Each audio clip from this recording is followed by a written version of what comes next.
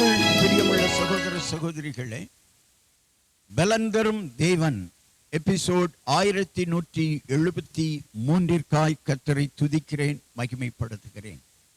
இந்த நாளிலும் சங்கீதம் 119, 104 உமது கட்டளைகளால் உணர்வடைந்தேன், ஆதலால் எல்லா பொய்வழிகளையும் வெறுக்கிறேன் என்று சொல்கிறது.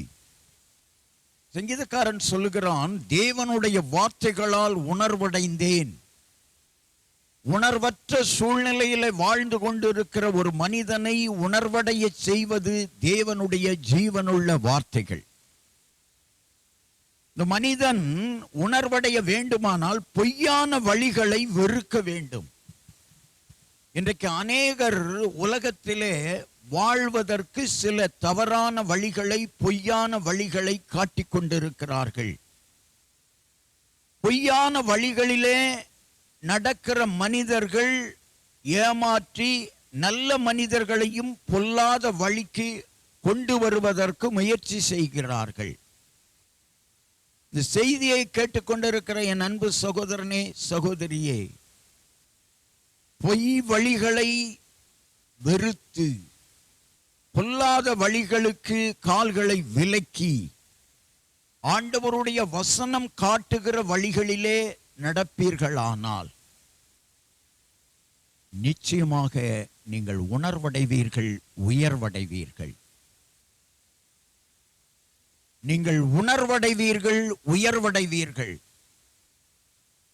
இதை பெற்றுக்கொள்வதற்கு, உணர்வையும் உயர்வையும் பெற்றுக்கொள்வதற்கு தேவனுடைய வார்த்தைகளை கற்றுக்கொள்ளுங்கள், கை கொள்ளுங்கள்.